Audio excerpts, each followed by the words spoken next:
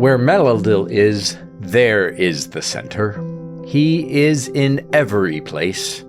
Not some of him in one place and some in another, but in each place the whole Melildil, even in the smallness beyond thought.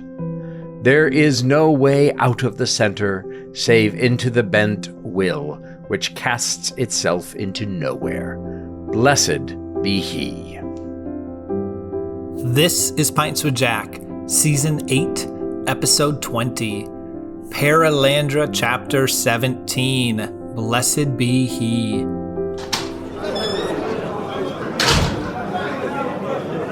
Welcome, friends, to Pints with Jack, your favorite C.S. Lewis podcast, run by three Thulcandrians, Andrew, David, and myself, Matt. Today we'll be discussing the final chapter of the book we've been reading this season, Perelandra. Woo! This is exciting. We've been waiting for this moment. And we've been here before. We tried recording this last week and everything went wrong. So here we are on a Wednesday, late afternoon, giving it another go. I'm feeling good. I feel like we're hitting that point. We bought the sophisticated audio equipment a few seasons ago, and it's like cars. When you get your warranty, it all goes at once.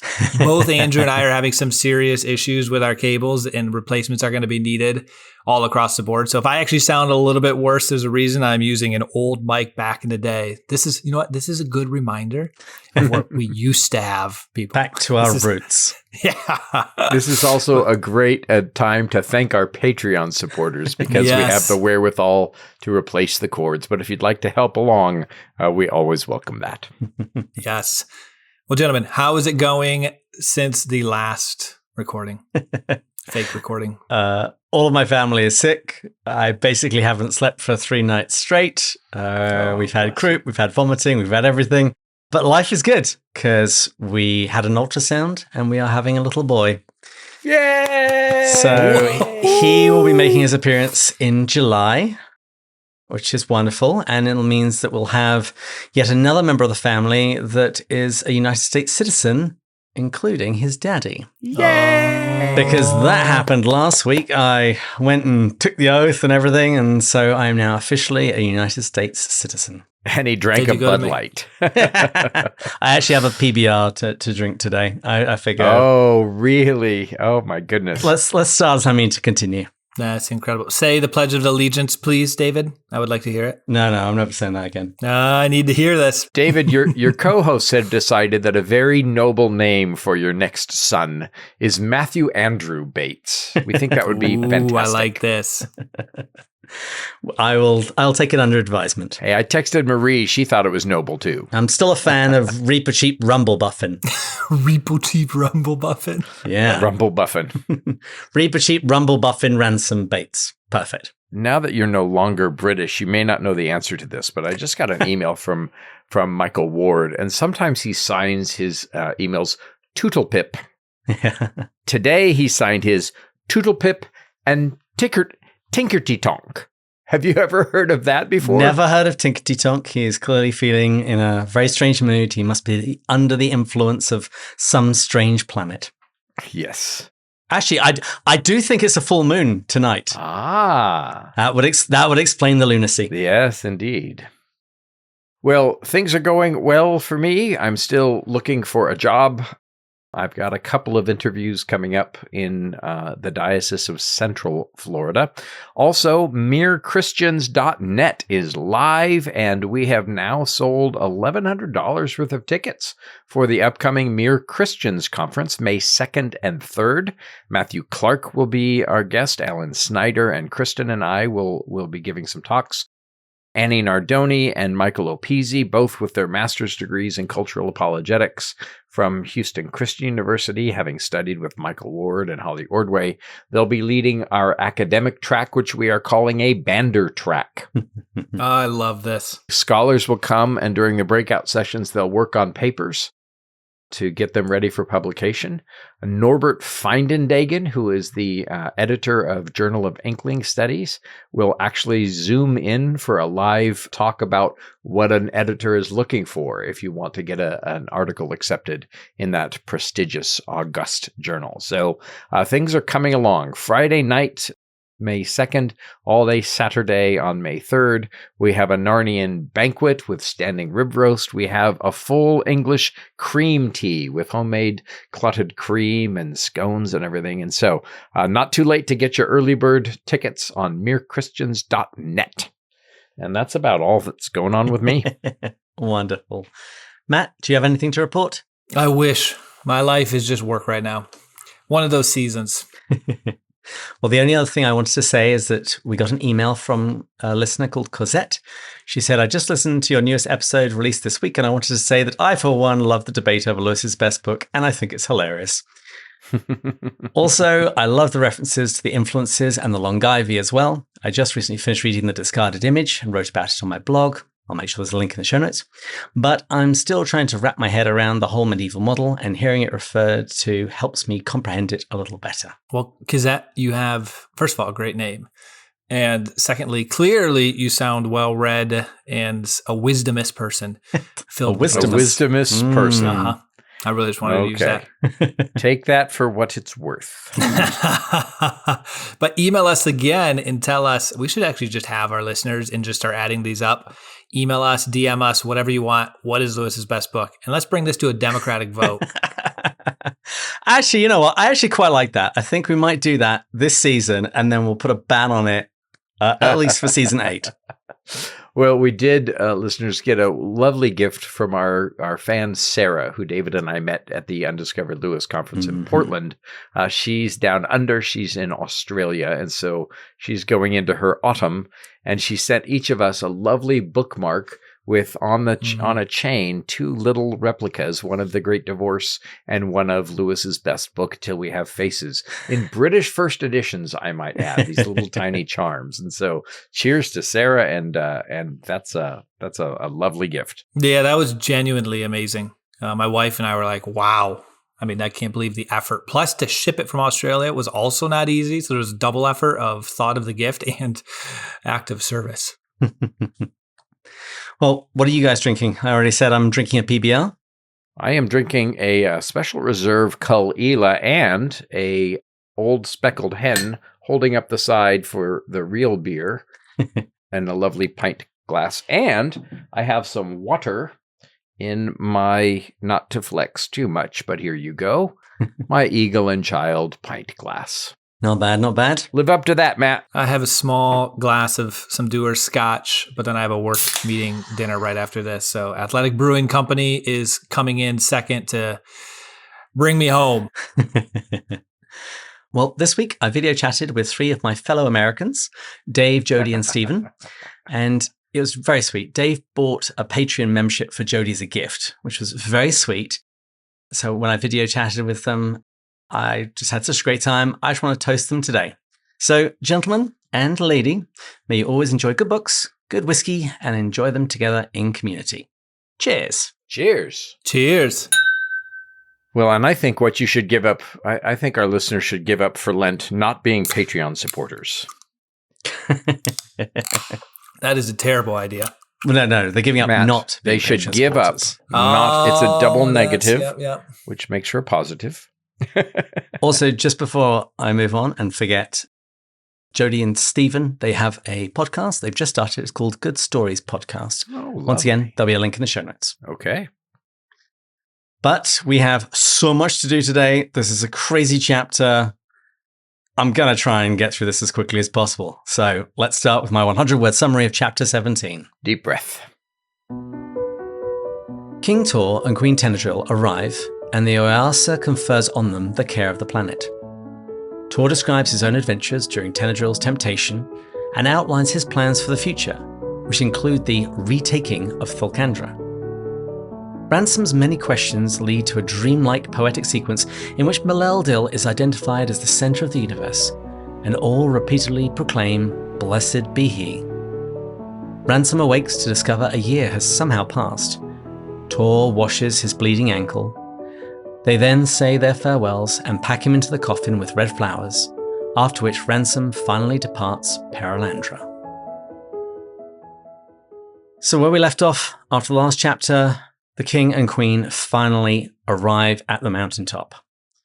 So how does Ransom respond to all of this? he kind of falls down in worship almost. He says, "Do not move away. Do not raise me up. I have never before seen a man or a woman. I have lived all my life among shadows and broken images. Oh, my father and my mother, my Lord and my Lady, do not move. Do not answer me yet. My own father and mother I have never seen. Take me for your son. We have been alone in my world for a great time. And I have never thought about Adam and Eve in that way, or what they would have looked like if we could have met them unfallen." And so what a great imaginative conceit that Lewis has here. When I was coming across this made me think of just another minor but profound reference towards Plato. It made me think of the cave. It made me think of the idea of living among the shadows, broken images. And if we think of the end of the last battle, Plato, it's all Plato. Isn't that in there? Mm-hmm. It's all in Plato. So just another reference. So clearly Plato had an influence on Lewis. And it's very interesting how he's responding to them. In Catholic terms, we call this dulia or even hyperdulia. It's a kind of veneration, a very elevated love that gets awfully close to what one might regard as idolatry, particularly with what comes next, because we're told something about the king's appearance. Almost idolatry, but idolatry is worshiping a false image, right? And so he's finally seeing the true image of the human. And that's blowing him away. He looked like Christ. It was the face. It was that face which no man can say he does not know. First of all, I love that line. Just a little interjection there. I just think that's profound. No man can say he does not know. The image is implanted in us. You might ask how it was possible to look upon it and not to commit idolatry, not to mistake it for that of which it was the likeness. For the resemblance was in its own fashion infinite, so that almost you could wonder at finding no sorrows in his brow and no wounds in his hands and feet. I love how it's like the likeness is so close, but you cannot mistake it for that which it is, which is really a profound statement, but a paradoxical, very Chestertonian, as I like to say. Yeah, the king here, he points towards Christ, and there's something about the clarity of the image that makes confusion between the two impossible. I find that interesting, though, because the first man probably would have been beautiful, perfect, the essence of manhood. Same thing with the woman. But our Lord had no form or majesty with which we should admire him, right? And so you wouldn't have been able to pick Christ out of the crowd, but maybe the glorified Christ would have looked even more lovely than the original Adam. I think I would also have to bring it back to the question of perception. People walking around Palestine with Jesus very often didn't realize who they were walking next to. They had eyes, but they couldn't see. They had ears, but they couldn't hear. Well, and then when he appears in his glory, the disciples don't recognize him. So maybe now he has taken on the appearance that this Adam might have looked like. And so thoughtful. What a thoughtful passage and a little phrase. Yeah, I think we could actually devote an entire episode to just this question and what Jack is doing and some of the issues that it raises. Because to my mind, I mentioned dulia and hyperdulia in the Catholic world. We talk about that in reference to the saints. And one of Lewis's issues about veneration of the saints in the Catholic Church. And I will make sure that there's a link in the show notes to a wonderful talk that Dr. Jason Lepoyarvi did called C.S. Lewis and Mary, where he applies the ideas that we learn in the Four Loves to the problem that Lewis had with saint veneration, namely that you solve idolatry by loving the right things more. You have rightly ordered loves. You don't solve it by loving things less. Yeah. But as Ransom is lost in wonder, staring at the Queen and particularly the King, he eventually sort of snaps out of it and comes back to himself. And he discovers that the Oyarsa of Perelandra has been speaking. What's the Oyarsa been saying? What's interesting, and we'll see this a little bit in this section, but then additional sections as well, that the Oyarsa is no longer in charge. So there's almost been a changing of the guards here, a passing of the baton. And one thing that I noticed in this section that stuck out to me was this kind of goes back to what we mentioned many, many chapters ago of how there's an acknowledgement and acceptance of our role, our agency, but no ego. And so, I mean, this is a pretty big deal. And so it's all right, the Oyarsa is now going to put the king and queen in place. And it's just kind of stated as an objective fact. All right, you, Oyarsa, you are the instrument of God at this point. Now, king and queen, you are. It's just like there's an ordering, there's a use as instruments, and there's no ego of wanting to be in charge or anything. I just felt Lewis kind of communicated it quite well. And I don't mean to quibble. I was thinking about your comparison to passing of the baton, changing of the guard. I think about that hideous strength where Merlin is flabbergasted that there's no emperor, no Holy Roman Emperor. And I wonder if it's maybe more of almost a combination of the enthronement of the Holy Roman Emperor and the installation of the Pope at the same time. He becomes this divine representative on the earth, and there's none like him, right? I thought, at first I thought, okay, it's almost like a coronation of a king, but I think it's even higher than that. And we don't have really a frame of reference for a Holy Roman Emperor, but an emperor charged with all the Christian duty and all the political power of the entire Roman world. That's an incredibly powerful figure that we used to have and don't have.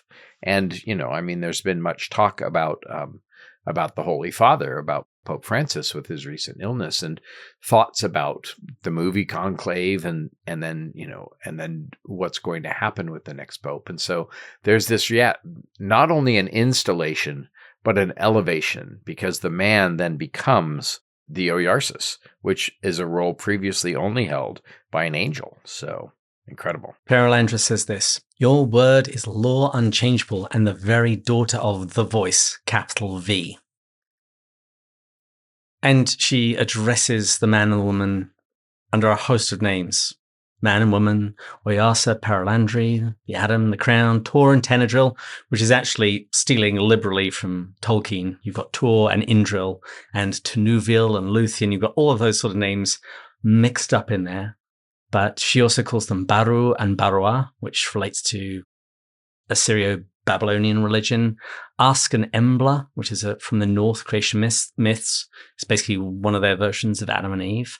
And Yatsur and Yatsura, which it seems that it's Hebrew. It's the past participle of kneaded or molded. And so she's addressing them under all of these different terms. And the king and queen respond from it's almost like a throne. They're on a bank beside the pool. And they thank the Oyarsa, and they say that they'd only met her today, but they'd seen traces of her throughout nature. And the really wonderful thing in this section is the idea that a gift is the greater, the more hands it's passed through. They say our joy is the greater because we take it by your gift as well as by Meleldil's. And they also talk about the fact that it's because of Ransom that they've received this gift. And later on, even the king even says that we're king and queen because of our subjects invite us, allow us to rule them. It's not the way we typically think these days. But they ask Oyarsa, what are you going to do now? And she doesn't say, I'm going to go to Disneyland, which is what I would have said. After putting together a planet, I think I would deserve a bit of a break. Disney World, come to Florida. But they basically invite her to stay and to help advise and help them rule the planet. And as they're having this conversation, Ransom actually thinks it's odd that this doesn't seem strange. The mixture of this celestial being talking to this fleshly being. And he actually even describes the king and queen as this sort of bridge between the world of the Eldilla, the angels, and the animals who have gathered on the other side of the pool. And he spends a lot of time talking about the animal rationale, which is the categorization of human by ancient philosophers like Seneca and medieval philosophers like St. Thomas Aquinas. Here's my question, though. Did something like this ceremony, did this happen on Melicandra? As a naive participant here, I did not get this sense at all. The next question, why? I think I've got an answer for that. I think it doesn't happen on Melicandra because Melicandra is an ancient world. And although unfallen, it's created before the incarnation. right? Yeah. Maybe even This is before the where I was going. fall, right? Mhm. And so, because they say after this, all creatures, all will be man-shaped, because the Son of God took on the form of a man. So he changes the kind of the fundamental model. And so I don't know if there was that kind of enthronement, because enthronement is particularly earthly, perhaps. And most of the kings, certainly in the West, King Arthur hails back to, he's a Christian. And so I think that's kind of what is that where you were headed, David? That's exactly where I was going. That's where I was going too. Of course. Yeah. Of I course. just want to make that clear. We've repeatedly been told that the incarnation changed everything. I think this is one of the things that it changed. Mm-hmm. Now, in the next section, Thor gives something equivalent to an Oscar speech. He thanks everyone. And this is where he fills out what I alluded to earlier about the fact that the more hands that have been involved in a gift, the better. He says, "It is not Maleldil's gift simply, but also Maleldil's gift through you, Oyarsa, and thereby the richer. So it is not only through you, but through a third, I Ransom, and thereby richer again." As the king, he offers this declaration, and it's quite beautiful. And we come back to this question of veneration and honoring once more, because he declares that Ransom will forever be praised by the people on Perelandra in the morning and in the evening. And he even says that although Ransom has called them Lord and Lady, and that's true, in some sense, Ransom is their Lord, because he was the one that saved them. Mm-hmm. And then Ransom comes to them and tries to fall at their feet, but they make him rise up and they embrace him. And they actually even want him to sit between them, but that makes him uncomfortable, so he sits down to the left a little bit. I think just throughout all of this section, it's authority and majesty and honor that we're just not used to seeing, which is why so much of this seems very strange to us. I'll also say, I think there's a profound wisdom and a principle in here that applies to so many different areas of our daily spiritual practices. And effectively, it's the idea that God chose to, for whatever reason, his infinite goodness, his infinite wisdom, to allow us to participate, to cooperate in his creation. And he didn't need to. And I feel like that principle opens and unlocks a ton of theological concepts. I'm not going to go down and list them, but there's something incredibly humbling about that. There's something incredibly energizing about that your active prayers are important. Because I can fall into the trap as any other person of, well, as long as sometimes I actually do this. I know we've had this conversation before on the podcast, fixed prayers versus actually speaking stuff. I'm kind of like, well, if I'm continuing to do fixed prayers and cultivating the Spirit to move within me and partaking in the sacraments, which is wonderful and should be, but as a Catholic, I'm going to challenge myself. You still should actually just literally speak certain things that are in your mind. Don't just assume like God's reading them and just going to answer them. Like we can actively participate in his creation, and he calls us to. And so it's kind of a both and in my personal view. That's just like one example. Obviously, you can apply this to so many principles, but we just see clear evidence in Scripture. Lewis clearly sees this, that we get to partake. But I'll say one other nuance. The partaking is a grace in its own right because it's still a gift from Maladale in here. Like, you can't claim ego in this participation. And I think that's an important nuance. Yeah, it's humankind enthroned as it should be. These are the things that are set to rights. And, as we'll discover later with the Hru, with the blood, that all that, there was incredible danger with Weston there, but they have escaped the danger.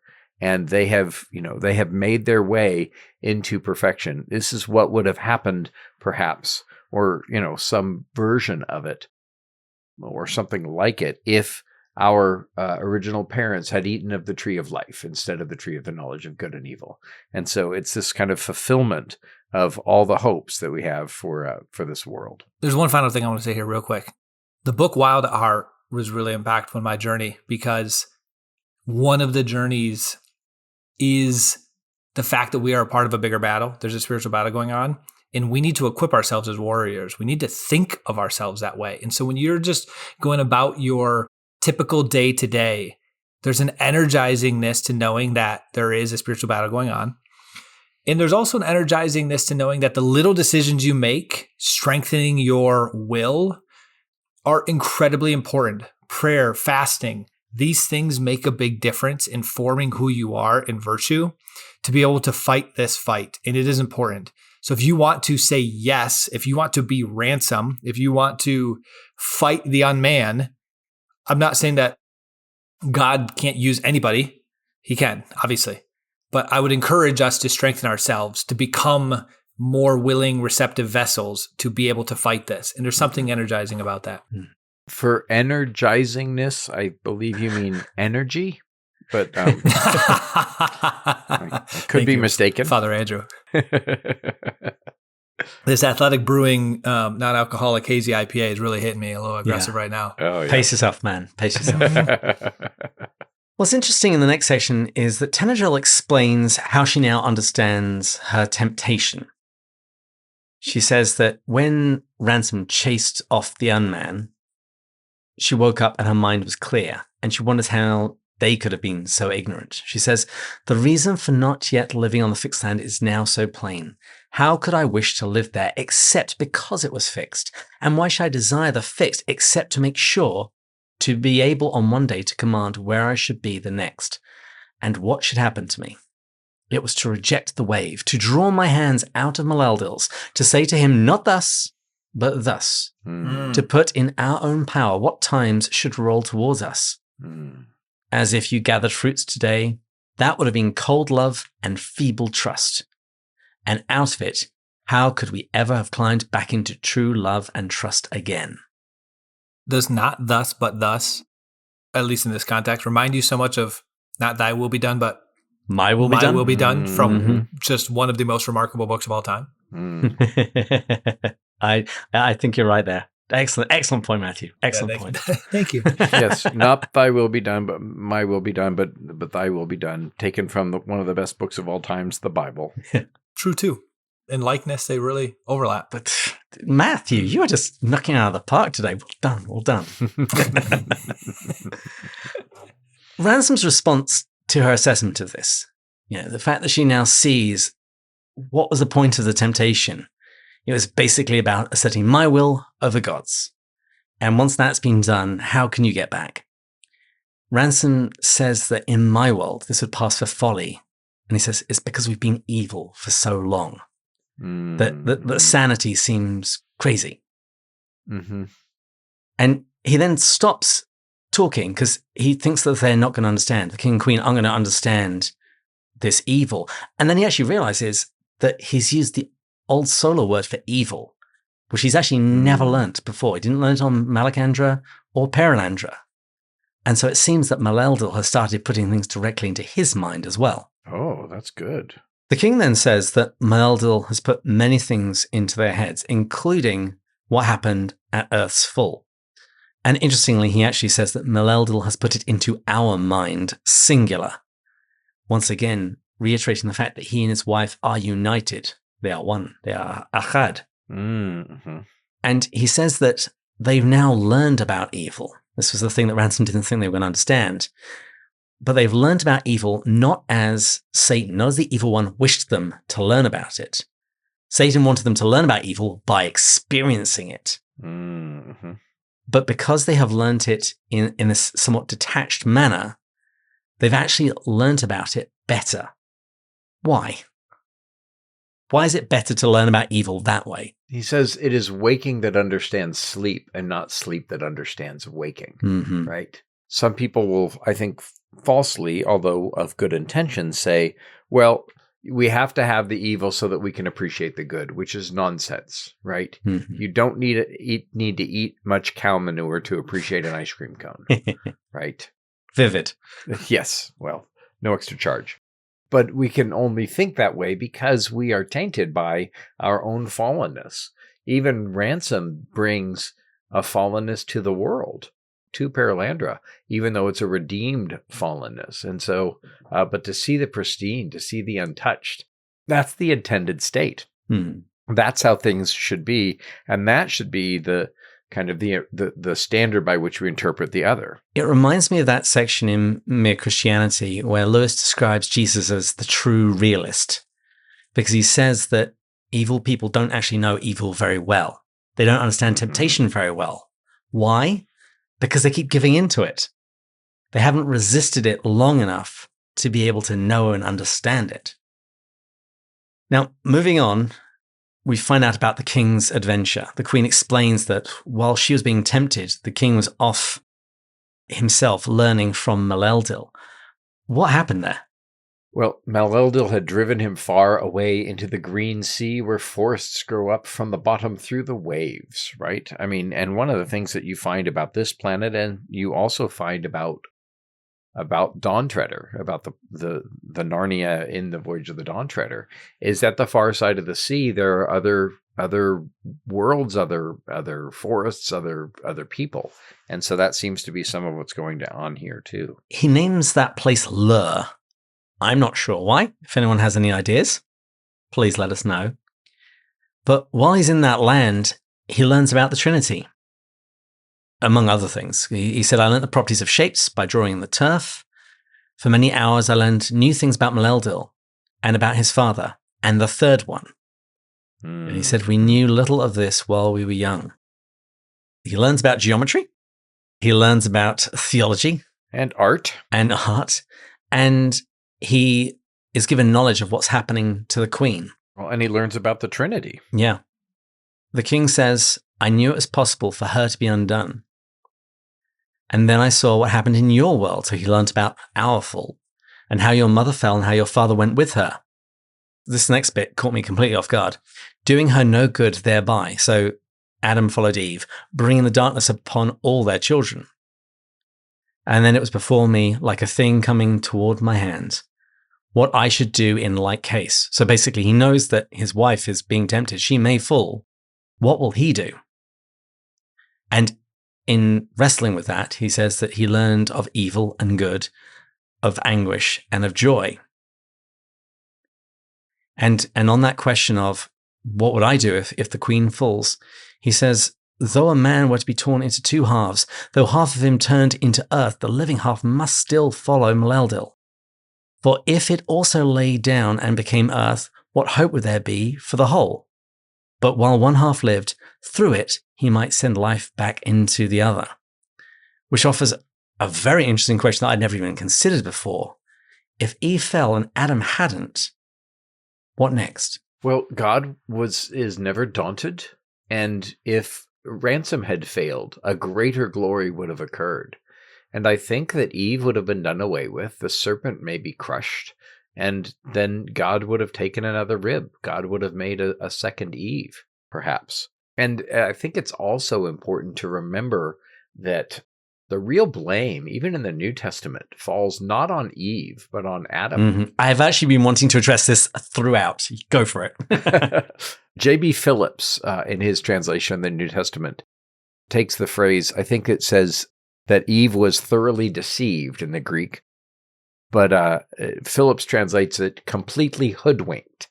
And so Eve did not hear the original instructions. She did not hear the instructions not to eat of the tree. And she hadn't been made yet. And so she had to have had it secondhand from Adam.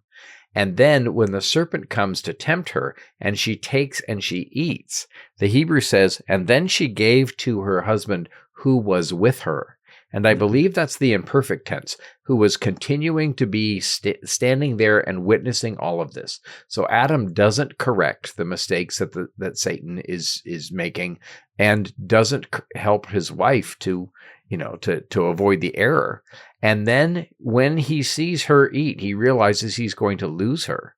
And so it may seem like this last tender moment, oh, I'm going to lose her. I can't stand to lose her. I better take and eat as well so that I can join her fate. And then the moment he does, right, God comes in, Adam, where are you? And he divides himself from her and from God. It was that woman that you put here with me.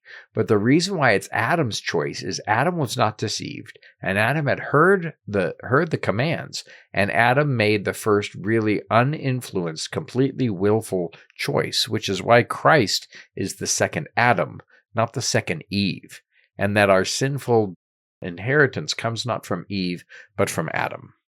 So what did you have about that? You said you've been wanting to talk about that, David. Particularly around the grammar that we find in Genesis, that Adam was there all along and says nothing, does nothing. And yet he'd been given the instructions to guard and protect the garden. Yeah. Yeah. So there's much more to be said about that. Differing theological opinions on some details. But I did at least want to address that at some point while we were doing Perelandra. One's understanding of the fall in Genesis might not be the correct one. The king, though, then talks about the future. What plans has he got? Well, I mean, he first of all talks about how they're not always going to be bound to the planet. And he actually says more specifically, already we feel that growing up within our bodies, which our young wisdom can hardly overtake. They will not always be bodies bound to the low worlds. Yeah. And he also talks about they're going to judge from the throne they're sitting on. They talk about how the fixed land is going to become a place of worship. They're going to fill the world with life and nurture it. And then they'll head into deep heaven and beyond. There's a bit of a progression here. Yeah. It's quite a plan at least for their world, at the dawn of creation, what he's going to do. And the word that I keep thinking of when I read this is life. That they're going to be producing life and elevating it. He says, we will make the nobler beasts so wise that they will become Hanau and speak. Their lives shall awake to a new life in us as we awake in Maleldil. I also did like how they talk about with the fixed land, that it's going to turn into a splendor. It made me think about how if Adam and Eve ate from the tree of life, but arguably if they had lived out of obedience, it would have been given to them anyways, potentially. Yeah, that's certainly the majority opinion of the fathers, that the tree of life was always meant for them eventually, but there was a test first. We will make the nobler of the beasts so wise that they will become now and speak. And so the goal of Perelandra is Narnia. Yeah. I like that, Father Andrew. Maybe in the Jack cinematic universe, Perelandra is Narnia. Oh. I see. I feel some fan fiction coming on. But yeah, the idea that they're going to head into deep heaven. He says, when the time is ripe for it and the 10,000 circlings are nearly at an end, that's how long they're going to reign, we will tear the sky curtain and deep heaven shall become familiar to our eyes, to the eyes of our sons, as the trees and the waves are to ours. And he says, then it is Maleldil's purpose to make us free of deep heaven. Our bodies will be changed, but not all changed. We shall be as the Eldilla, but not as the Eldilla. And so will all our sons and daughters be changed in the time of their ripeness, until the number is made up, which Maleldil read in his father's mind before times flowed. Very strong biblical echoes throughout this section, the idea of authority being given to the glorified saints, and that we're looking through a glass dimly, but no eye has seen, no ear has heard. We will be like him. All those images and phrases sort of like rolling around in my mind as I was reading through this section. Yeah. In response to hearing Tor's plans, Ransom asks if all this, once it all happens, if it's going to be the end of the world of Perelandra. And Tor is confused, saying, no, it's going to be the beginning of everything. But he says that one thing must be rectified first before the start can truly be made. And I mentioned this in the summary of the chapter. What's he going to do? Well, there's all this stuff about the coming war. And Lewis is wondering imagining that maybe the current war is the beginning of the end. I think it's wise for all people to think that they may be in the very last days. We have been in the last days since the coming of Christ. I think every age has thought, oh, this is the last. It's the end of the world. It's going to happen in my lifetime. And it might. But he talks about the siege of your world, which shall be raised, the black spot cleared before the real beginning. In those days, Maleldil will go to war in us and in many who once were now on your world, and in many from far off and in many Eldila. And last of all, and himself unveiled. He will go down to Thulkandra. So the white horse, the pale horse riding. Some of us will go before. So you get this kind of picture of this apocalyptic war that's about to happen to defeat Satan.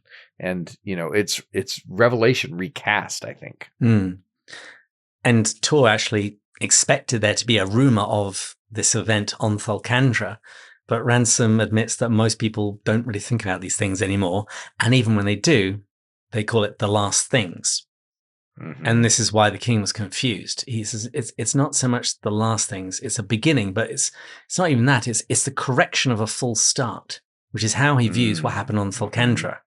It's like you're just getting started and you made a full step. Do-over. Do a do-over, and then we'll really get going. Yeah. But something about this seems to really unsettle Ransom. Well, he gets this sense that humanity sounds insignificant. He actually says right from the beginning, I'm full of doubts and ignorance. In our world, those who know Maladil at all believe that his coming down to us and being a man is the central happening of all that happens.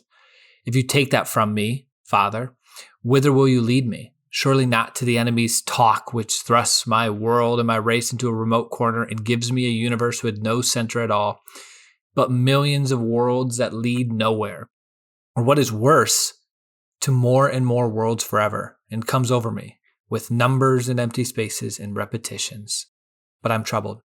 What is the morning you speak of? What is the beginning of? To what all am I driving? It almost seems to place Earth in a corner. And what's funny is the lady said it is a corner. That was where things changed. Yeah. But in response to this, Tor says that it is the beginning of the great game or the great dance. He says, I know little of it as yet. Let the Eldilla speak. I did appreciate the great dance language just because it made me think of, was it Mere Christianity where it talks about... That's where we first started talking about that idea and the life of the Trinity as being something like a dance into which we are invited. Oh, wait, I got to say something. Okay, tell us. This is super important. Remember how when I first mentioned that we came across that great dance, it made me think of that song by Bethel Music, We Dance. Mm-hmm. Actually, I'll save this for another time. Don't worry, this is going to be good. Okay, I'll wait with bated breath. But the word perichoresis means dance, and that's how the Trinity is portrayed, as this kind of dance of love amongst the members of the persons of the Trinity. And Lewis is fond of this dance. We see the dance at the end of Silver Chair. He's familiar with the metaphor of a dance as bringing all things into harmony. And that's some of what's going on here too. We could likewise have an entire episode on the Blessed Be He section. And I'm sure this will be a subject of attention in our next episode, where I'm going to interview Dr. Junius Johnson. And also, it's funny, as I was planning the end of this chapter, I realized that we needed a few extra episodes stuck onto the end. So we're going to talk through this last chapter again with Junius Johnson on some of the things that he thought was important. But also, I'm going to be interviewing Don W. King. Mm-hmm. He's a poetry expert. He's been on the show before. And I'm going to be talking to him because this Blessed Be He section was rewritten by Lewis's friend, Ruth Pitter. She rewrote it in irregular Spenserian stanzas. So poetry, explicitly poetry.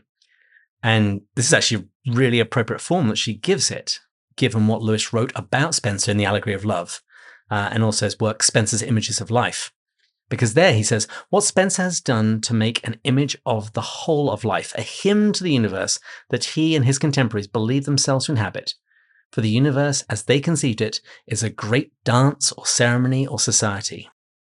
So Spenser viewed life as this great dance, and Ruth Pitter turned this Blessed Be He section, speaking about the great dance, into poetry, Spenserian style poetry. But my chief notes out of this section was the fact that Maleldil is at the center of everything. As humans, we like to think that we are at the center of everything. And it's been told us in the Perelandrian text that what happened on our planet is important. The very fact that Maleldil came and died for us says that we're important. But really, out of the section, it's showing that Maleldil is at the center of everything. And that's part of the quote that we read. I mean, he is everywhere. He is the center. He is all things, right? Maladil can fit into the smallest, but he can also inhabit the whole universe. And of course, it's a reference to the morning star from Revelation 2:28. And here we also begin to see some of the planetary stuff that will be developed in the next book, but also in the Narnia books. We hear about Jupiter, Glund, and Saturn, which is Lurga, and Uranus, which is Neruval. So some of where Lewis is going is already beginning to kind of make its way here. And I do wonder whether or not he tried writing any other alternatives to that hideous strength, such that we would have 7 books in the Ransom trilogy. I do wonder. Now, when Ransom comes to himself, what does he discover? He's alone. The animals are gone. Yeah, he's just with the king and queen. And he asks the queen, where do they go? And she has a lovely response. They have gone to bring up their whelps and lay their eggs and build their nests and spin their webs and dig their burrows, to sing and to play and to eat and to drink. Basically, they've gone to do life. Yes. It means that spiders are part of God's kingdom, right? To spin their webs. I did appreciate how they said they did not wait long, or Ransom did. For I feel it is still early in the morning. And then Tor said, but not the same morning. Dun, dun, dun. Dun, dun, dun. Yeah, he realizes that an entire year has passed while they have been pulled into this great dance with the whole Blessed Be He section. And he makes a very interesting note. He says, I believe that the waves of time will often change for us henceforward. We are coming to have it in our own choice whether we shall be above them and see many waves together, or whether we shall reach them one by one as we used to. You have thoughts? Again, there's a kind of an anticipatory reference to Narnia where time works differently.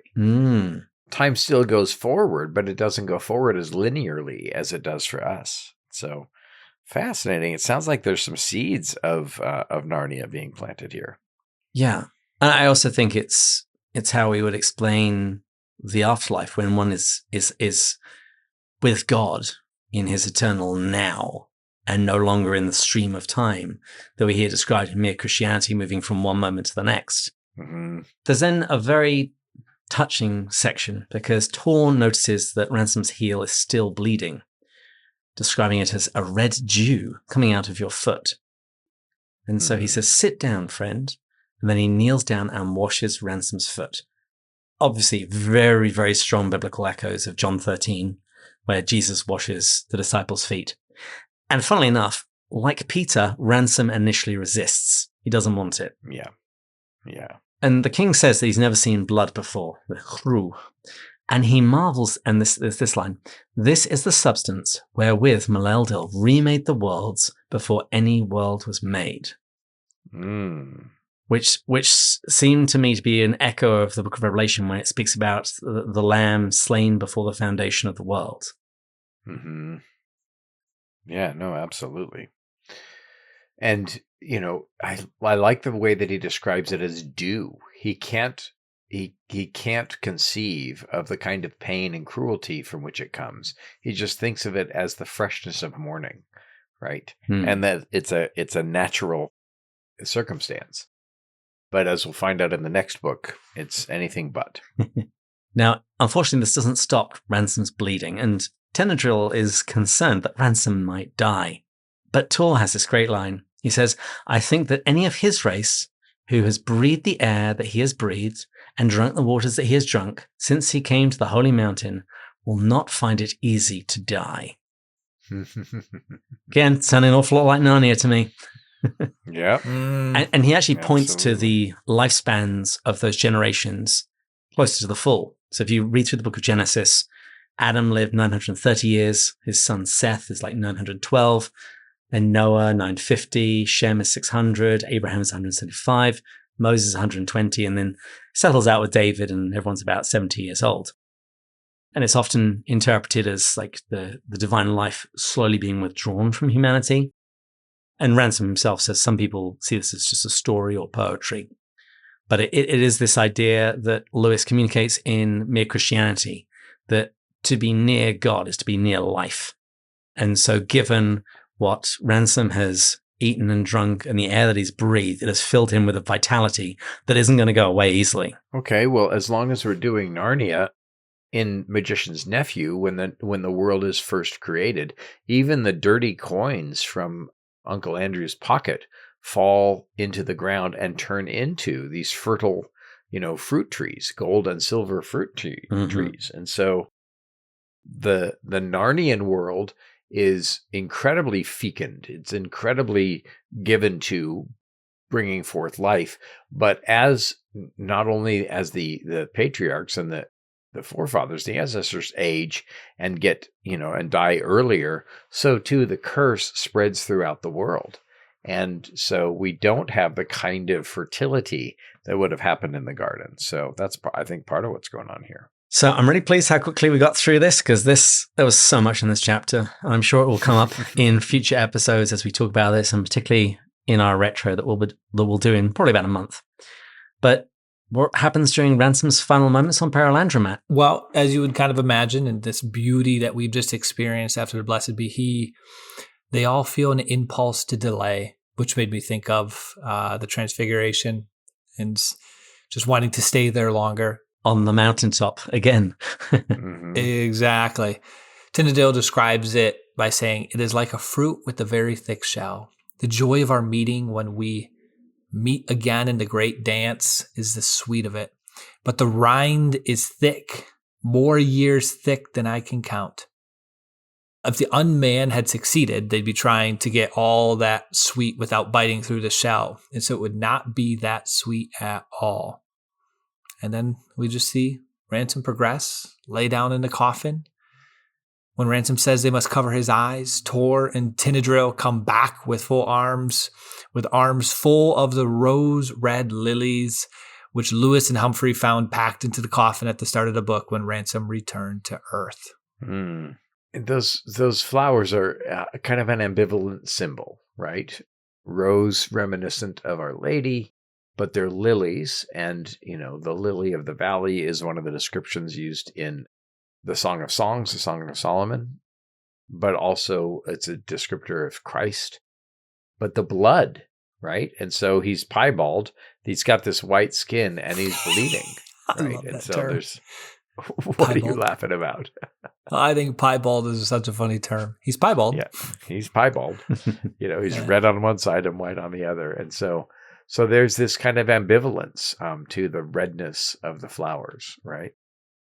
He has saved God from having to do a second incarnation or something, but a price in blood has been paid for sin, right? And that's always been the pattern from the very beginning. From the garden, the beasts that provided the cloths for Adam and Eve, blood is always the price of sin, and Ransom pays that price. And so then they kiss him, and the last thing Ransom sees is the king's hand raised in blessing as they both say, "Farewell, friend and savior, farewell. Farewell till we three pass out of the dimensions of time. Speak of us always to Malaldil as we speak always of you. The splendor, the love, and the strength be upon you."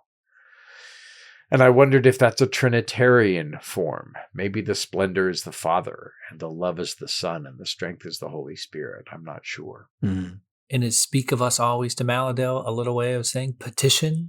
Yeah. Mhm. Put Pray. some good words in. Yeah, pray for us always. Let us pray for each other always. And sometimes, my Lewisy friends, we say that, let us speak of one another to Maladil. I love that. I want to start doing that. People will go, "What?" And they say, "You got to listen to my podcast. Then you'd understand." Read Well, a gentlemen, book, we're for gonna have God's sakes. Gentlemen, we'll have a chance to dive deeper into our overall overarching thoughts on this book. But I'll say here just one thought until we unpack it in the retro. This one definitely draws out, first of all, I would say much more beauty than Out of the Silent Planet. But in addition to that, an awareness to the potential, obviously this is a fiction book, but to deep heaven. I think even beyond what Out of the Silent Planet did, this one really gets you understanding there's this great dance teeming with life out there. there's something to tap into. That whole idea of the Ransom trilogy of reorienting ourselves from space to deep heaven is really strong in this book. And I loved it. I found this incredibly beautiful. And to think about our planet as just, one of the small corners of the universe, but one which God chose to redeem and make much of. So, yeah. I'm going to save any further thoughts, I think, to the retro, but I will say that I just sent out a whole load of books to Janet, Brian, Leanne, Stephen, Karen, a bunch of other people. I mean, choosing names at random from people who are subscribed to our newsletter. So if you've enjoyed the season, if you enjoyed this book, and you would like a chance to win some new Lewis and Inklings-rated books, subscribe to our newsletter. Well, and let me, before we shout out our Patreon supporters, there's a new C.S. Lewis Substack being run by McKenna Holford at HarperCollins. And Harper is the owner of Lewis's copyrights. And so it's the official C.S. Lewis Substack. And it's worth checking out if that's one of the ways that you peruse media. And I was glad to be invited to do the initial Substack post for March, which is Till We Have Faces month. And so there's lovely stuff going on there. And I think that we can look forward to some really great things happening from HarperCollins in the weeks and the months to come. Well, I hear the call for final drinks. It might be Lent, but we can't stop thanking all those who help make this show what it is. Our intern, Julia, our sound engineers, Taylor and Sarah, Patreon supporters, top tier, Dan, Jody, Robert, Mark, Rowdy, Angela, David, Peter, Kate, James, John, Sarah, Rebecca, Meg, Brian, Joanna, Meg and Brian, Joanna, Kelly, Stephen, Gary, Paul, Kay, Becca, Shane, Thomas, Amanda, Joelle, Erica, Matt, James, Bud, Aldo, Kevin, Mark, and of course, thank you to all of you for listening. Hear, hear. And please join us next time. And we'll continue going further up. And further in. Cheers. Cheers. Cheers.